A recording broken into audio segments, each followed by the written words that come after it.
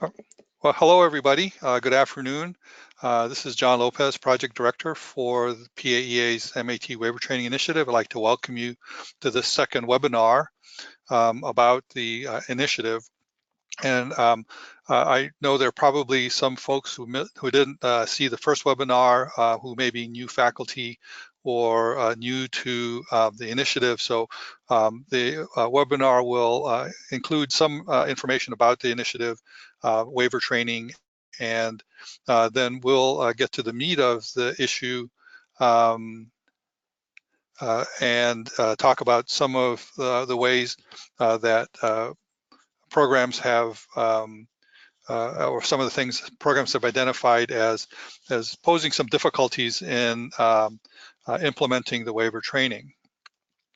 What I'd like to do first is there like a short poll, and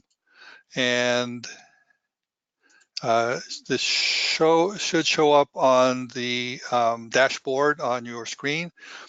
So if you would just answer that quick question about whether your program is currently requiring the training for your students.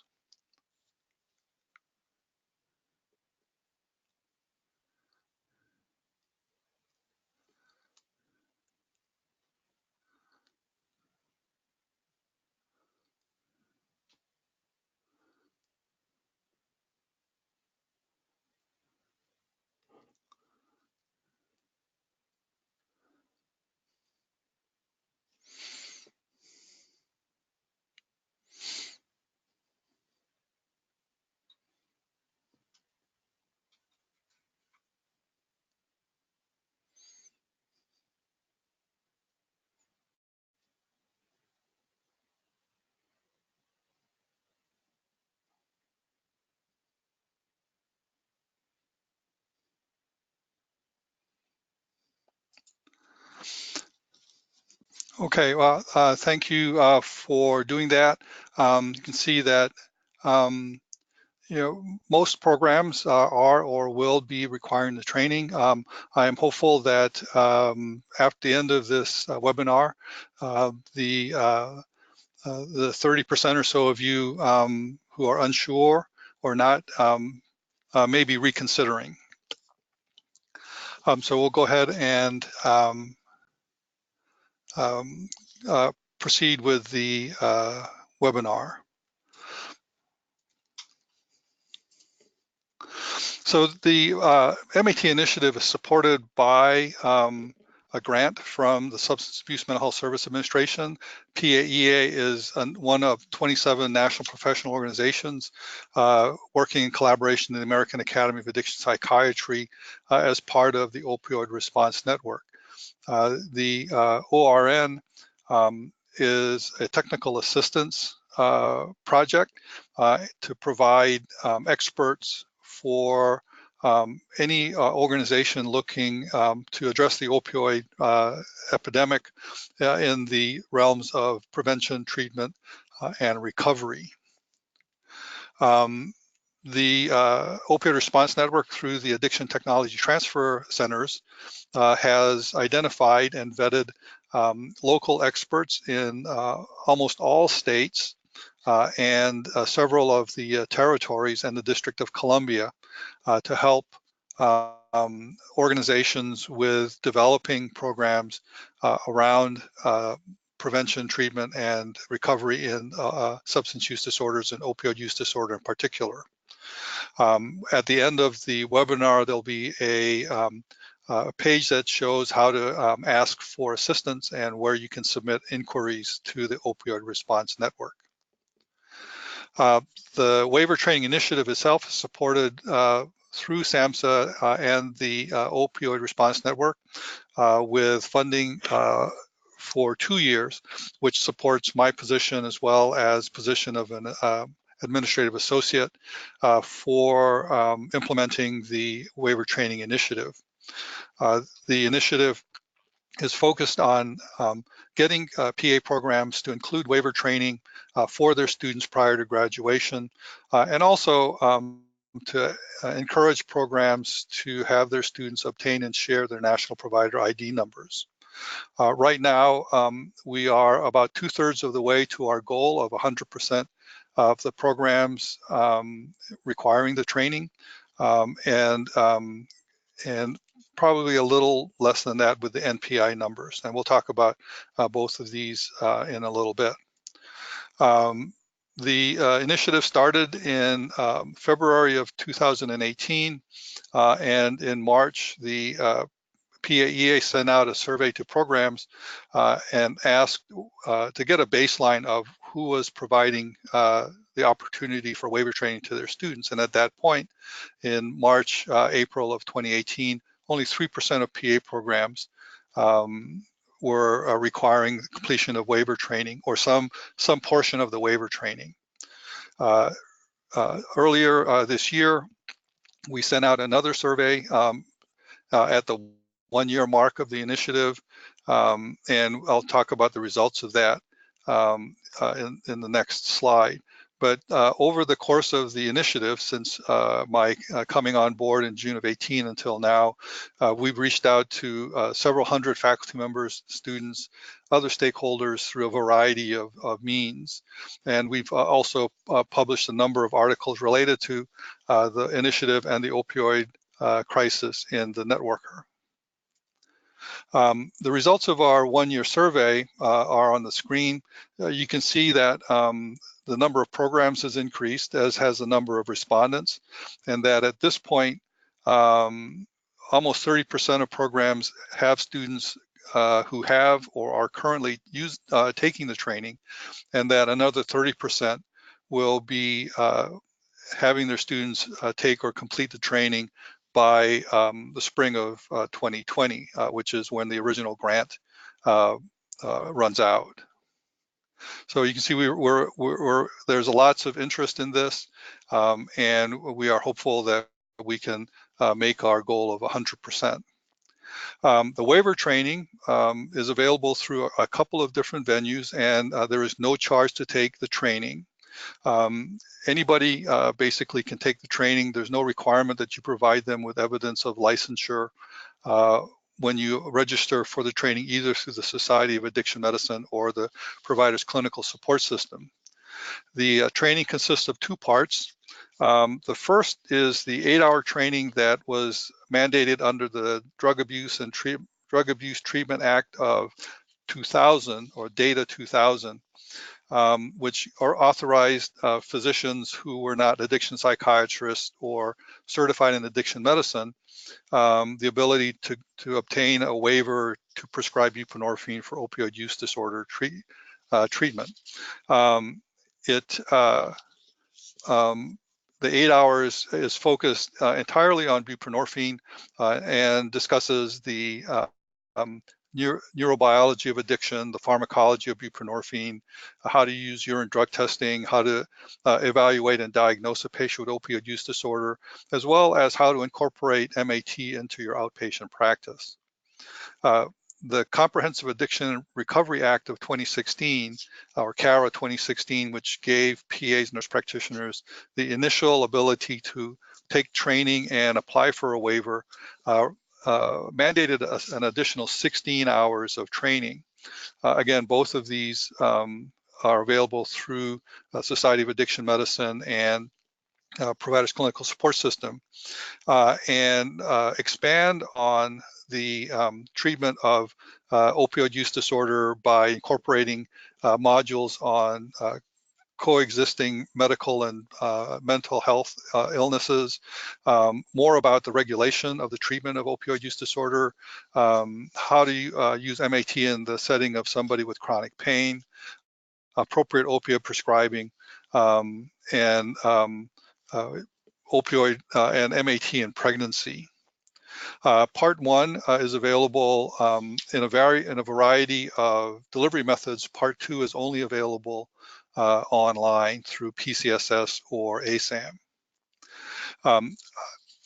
What PAEA is recommending, because we as educators know that program curricula and schedules are already crammed, is that programs assign completion of the waiver training as an activity during the clinical year when students have a much more flexible schedule and may have a little more downtime in order to access the training and complete it online.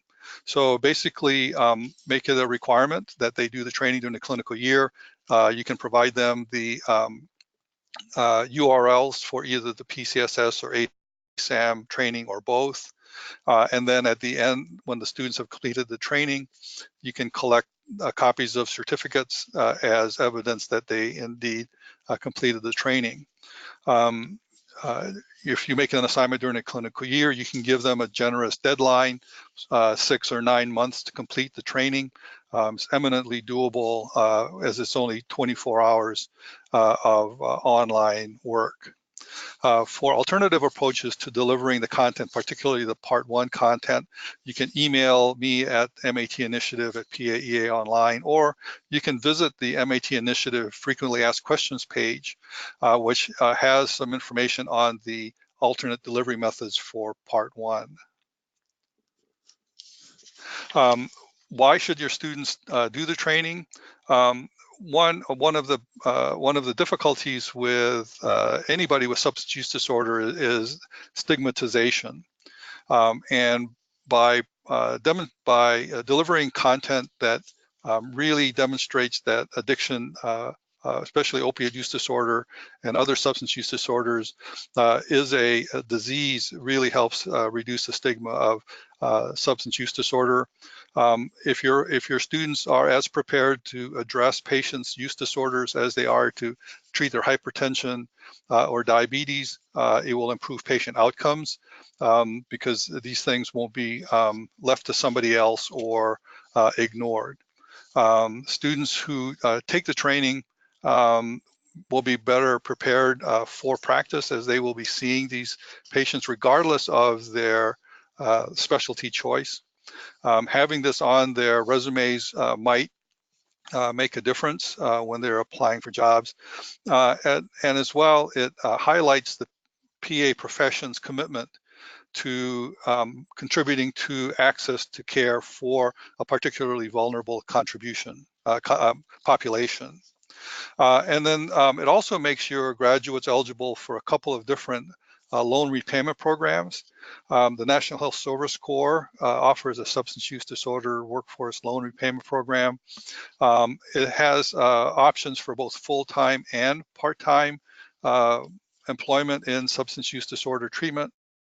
The Support for Patients and Communities Act authorized another loan repayment program, which right now is, as best as we know, in the appropriation stage. But this will provide additional loan repayment funds for PAs working in substance use disorder treatment programs.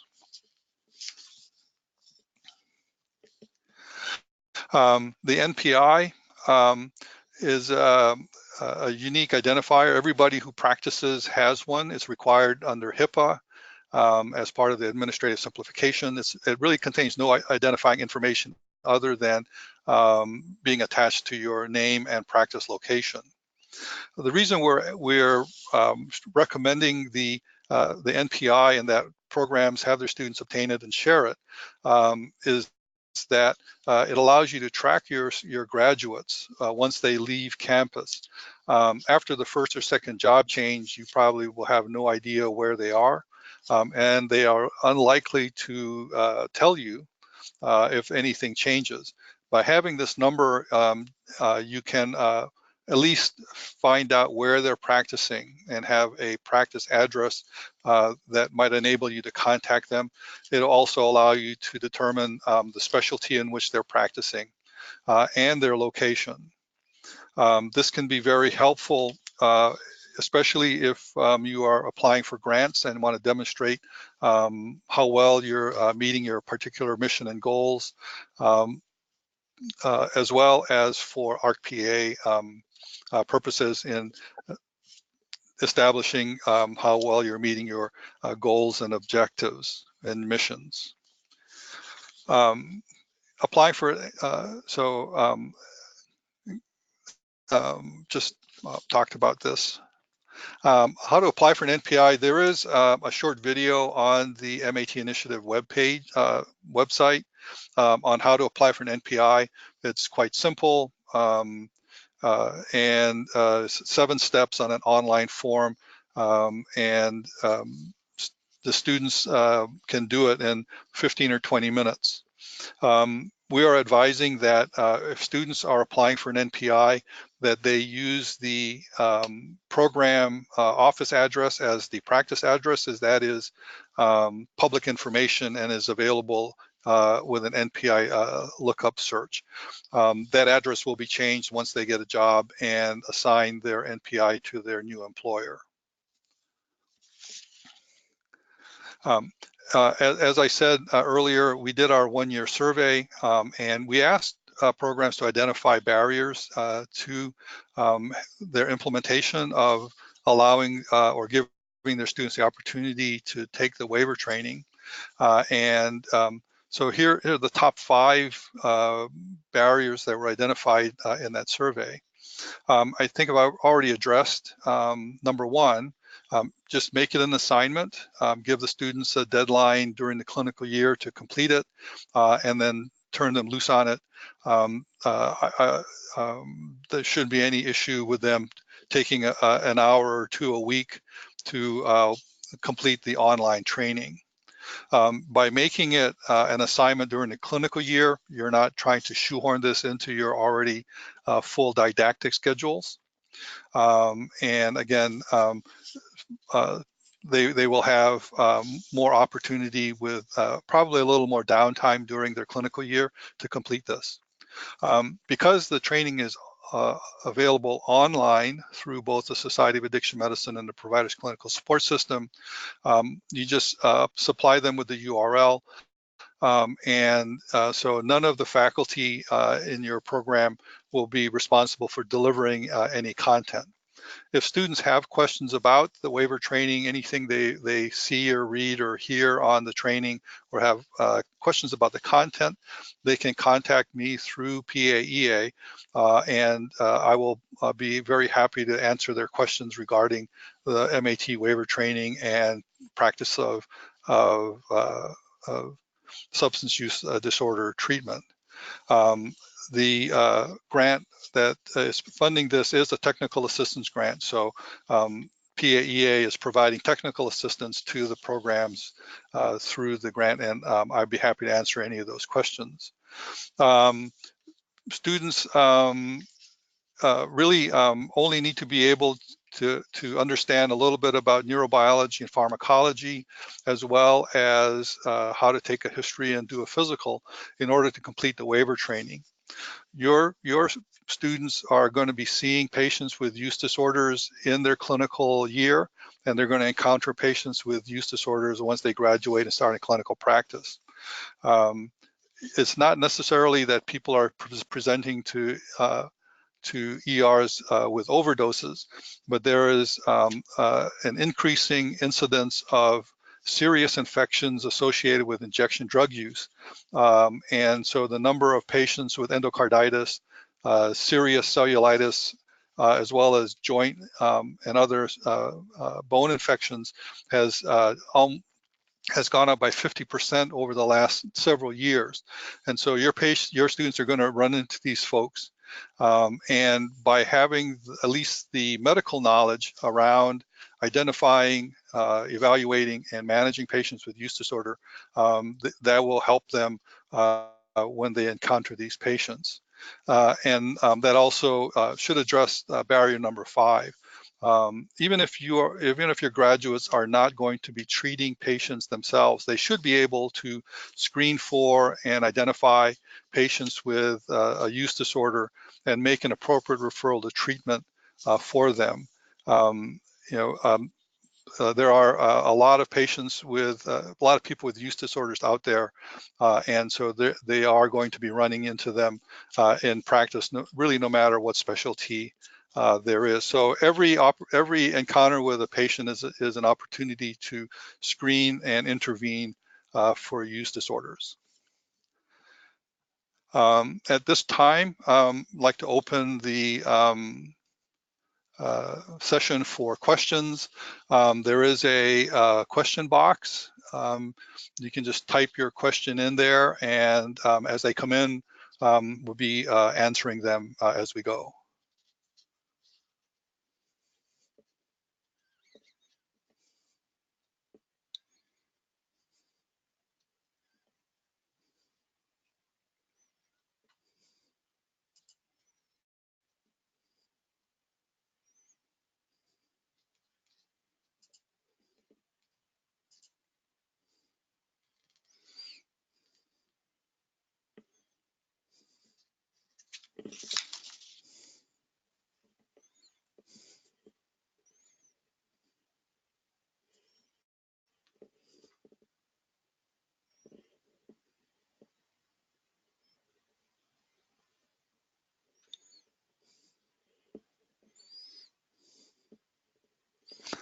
I'm not seeing any questions come up. Catherine, are you seeing any questions on your screen? Yes, I see a few coming up. So I can actually read the questions for you. Okay. So the first is, we considered having our students get their NPIs during clinical year, but we found that a lot of providers that we test searched did not keep that information updated. We didn't think it would provide useful information if the students completed it before they knew where they were practicing while still in school. Okay. Well, it is the providers, or it will be your graduates' responsibility to make sure that information is up to date. And as I said, the NPI is one data point that has to be included on all electronic claims forms for payment. And so if the information is not accurate, then there may be issues with billing for services. And again, most PAs who work in a group practice or work for a hospital system will have all of that information maintained by somebody in the medical staff office or in the business office, who will make sure that that information is correct in order to minimize issues around billing for services.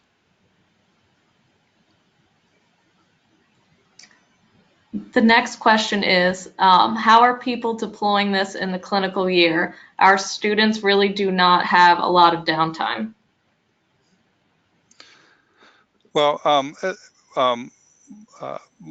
I give you the experience here at Central Michigan. Last August, we made this an assignment for our clinical year students who are graduating here at the end of this month.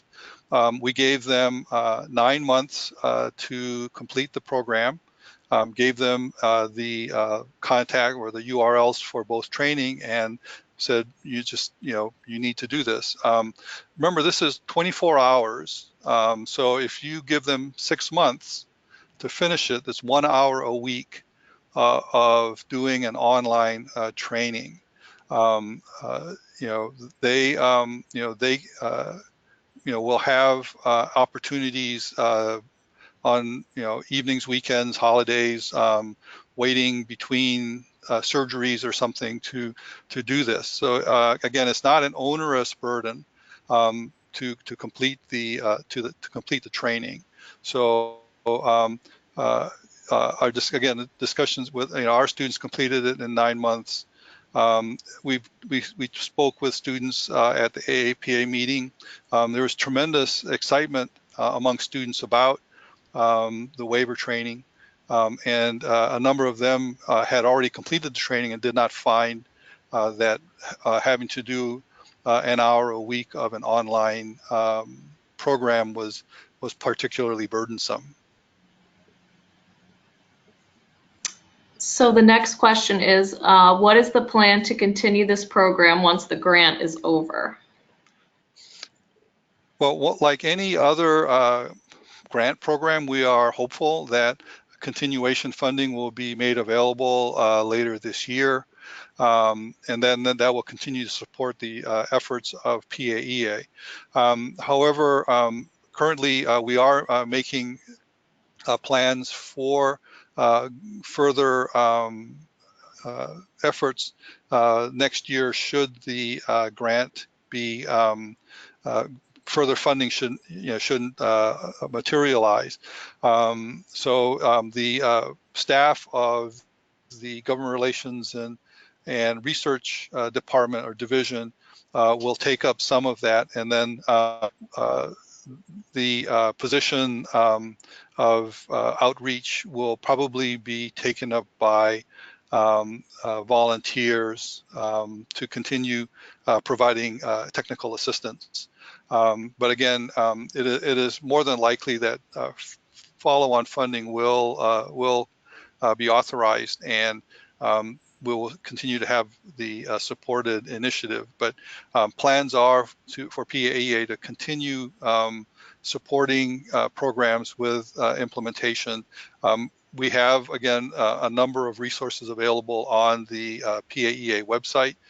Those should be enduring, as not much has changed in the last couple of years that the waiver training has been available. So PAEA plans on continuing in some form to support the initiative. The next question we have, is this available to faculty as well as students? Yes, faculty can take the training. Again, it's available at no charge from ASAM or PCSS. Faculty, graduate PAs can get 24 hours of CME. The ASAM training has been evaluated by AAPA, so you can get AAPA credits. The PCSS training will get you credits through the American the ACCME, the Accrediting Commission for Continuing Medical Education, basically sort of AMA Category 1 credits. But the training is available to basically anybody who wants to take it. There really is no, they don't collect a lot of information when people register. And in fact, the Society of Addiction Medicine suggests that if a person is going to be doing MAT in their office, that they have their clinical staff outside, clinical staff and others do some of the training modules, particularly around the incorporating MAT into your practice, so that everybody is working on the same information. How many attempts do students get to pass, and what happens if they do not pass the first time? My recollection is that each module from both PCSS and ASAM is followed by a very short quiz. I believe ASAM gives you 10 tries. So, and then I believe PCSS also gives you multiple attempts at the little quiz. And these are generally 3 to 5 question quizzes at the end of each module. Again, if the students don't successfully complete all of the modules, then they won't get the certificate of completion. But again, we at least with our 37 students who finished it, nobody had any problems successfully completing the training. What is the difference between MAT training for physicians and MAT training for PAs? The MAT training for physicians and for PAs, as regards part 1, which is the 8-hour training, is the same thing.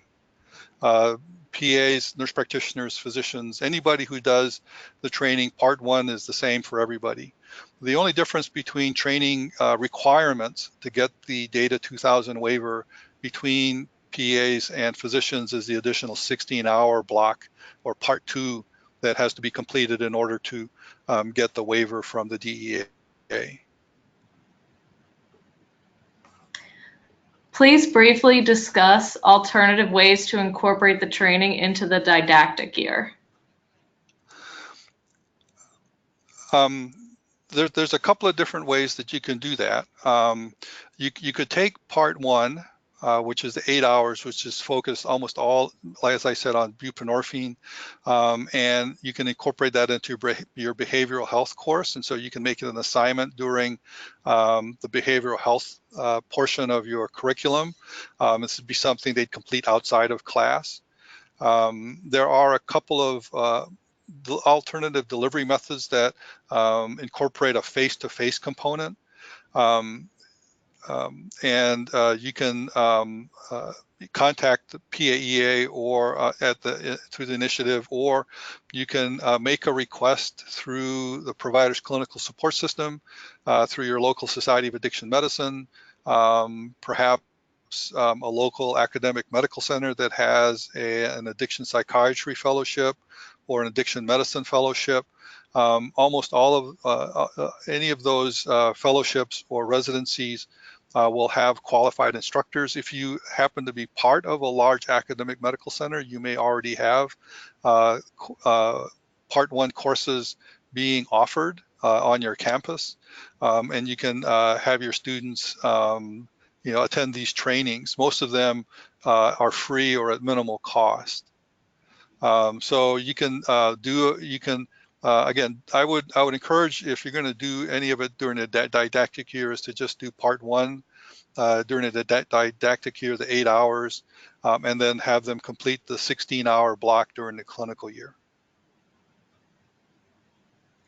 How do we report our students' NPI numbers to PAEA? Well, at this point, PAEA is not collecting NPI numbers. This is something that the programs will have. And then at some point in the future, PAEA might query programs through a survey to assess how many of your students have completed the training, whether or not any of your students are working in substance use disorder treatment venues, and that sort of thing. PAEA at this point is not collecting NPIs. This is something that we are encouraging programs to do mainly for the benefit of the programs, in being able to collect data on graduate specialty selections and locations of practice. What do you recommend as a consequence for students that do not complete the training? Does that mean that they do not graduate? How do they get penalized? For our program, it was a requirement of graduation, so they had to provide their certificates by the deadline. And again, all of them made the deadline with lots of time to spare, and we had no pushback from any of the students to complete it. So you can make it a condition of graduation that they complete the training, and so if they don't do it, they don't graduate. If you are not thinking of being so punitive, you could make it voluntary, and just collect just keep track of how many of your students do complete the training by the deadline. Again, I think there was lots of excitement from the students we spoke with at AAPA around the training and the opportunity to take the training. I don't really believe that'll be much of an issue. Students will do what it takes to graduate, and so making this an assignment, they'll successfully complete the assignment if you give it to them. Can you obtain your MAT waiver without an active DEA number or license? No, you have to be licensed in order to get a DEA number, and the DEA waiver is that basically your same DEA number, if you're familiar with PA's DEA numbers, all of the numbers start with the letter M, which for better or worse designates us as mid-level providers. So it's M and the first initial of your last name and then a number. The X waiver, when it comes, there's no cost to getting the X waiver, but your DEA certificate will have two numbers, one starting with M and the other starting with X. It's exactly the same numeric digits, but instead of, in my case, being ML, it says XL.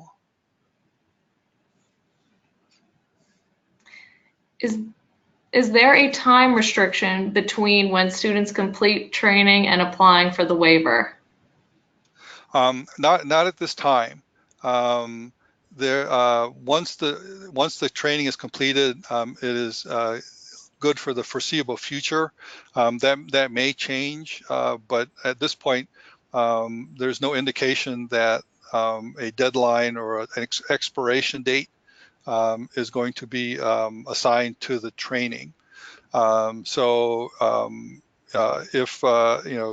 they want, it's going to take them several months to get licensed and credentialed and settled in their job. And if providing MAT is part of their job, they can at that point apply for the waiver. If a faculty member is not practicing and no longer has an active DEA number, could they complete the MAT training? Yes, as I said, anybody can complete the waiver training.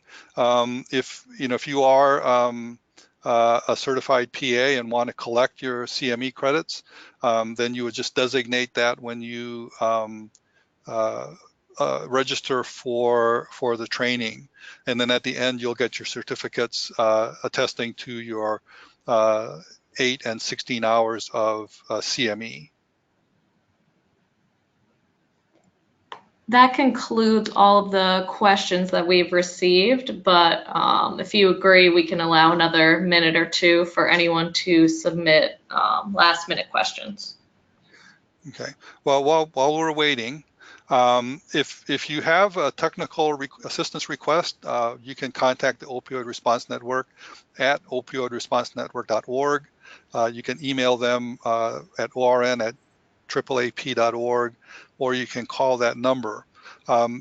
Your app requests for technical assistance are screened by the addiction technology transfer specialists and are then distributed to regional offices where they can find vetted experts in your state to help you with your request. If you are requesting a training, say you want to have somebody come and do MAT waiver training in your program, that request will be referred to the provider's clinical support system, which is funded specifically to provide MAT waiver training for PAs, nurse practitioners, and physicians. The MAT initiative, you can email me at matinitiative@paeaonline.org, or you can call me at the number there. And then I would suggest that you check out our waiver training initiative resource page at the PAEA website.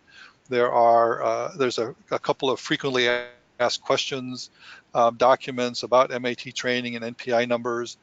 There are links to some videos and other information on opioids, opioid use disorder, and treatment for opioid use disorder. There's an archive of all of the networker articles that have been published since the initiative began, as well as, again, links to the ASAM and PCSS trainings. So we did receive one more question. It's a clarifying question. There was some confusion about you mentioning the face-to-face session in didactic year if you start then, and the person was under the impression that it was all online. The 8-hour training, which again is the physician training that was established under Data 2000, was made available through in a couple of different delivery mechanisms. Data 2000 established the American Medical Association, American Psychiatric Association, American Society of American Academy of Addiction Psychiatry, the American Osteopathic Academy of Addiction Medicine, and the Society of Addiction Medicine as the authorized providers of the MAT waiver training. Only 4 of those organizations are actively providing MAT waiver training for physicians. The AMA has strictly remained in an advocacy role. The American Psychiatric Association and the American Academy of American Osteopathic Academy of Addiction Medicine only provide 8-hour training for their members. Or if PAs access those trainings, they're then referred to the PCSS to complete the 16-hour training. Now, originally the Part 1 training for physicians was made available in a face-to-face delivery format. So you could go to a 1-day how to, MAT waiver training and get the training certificate that qualifies you to get the Data 2000 waiver. Subsequent to that, they have developed a hybrid, partly online, partly face-to-face, where you do 4 hours of online training and 4 hours of face-to-face training. And so for Part 1, you can get face-to-face components of the training depending on accessibility and availability of qualified instructors, and the timing of when and where you can provide this training to your students. As I mentioned, you can request a training through Providers Clinical Support System. If you go to the website, there's, I believe, up at the top, there's a thing about requesting a training. Your local chapter of the Society of Addiction Medicine may also be able to help you find a qualified person. And again, if you are part of a larger academic medical center or a large health system, there are probably already qualified folks who are part of the faculty and or staff who might be available to help you with providing face-to-face training. Is there a time limit between completing Part 1 and 2 if you start in the didactic year? Students have 1 year to complete the training once they start. So if you give them the Part 1 training in the spring, they will have 1 year to finish from that point in order to get the certificates of completion.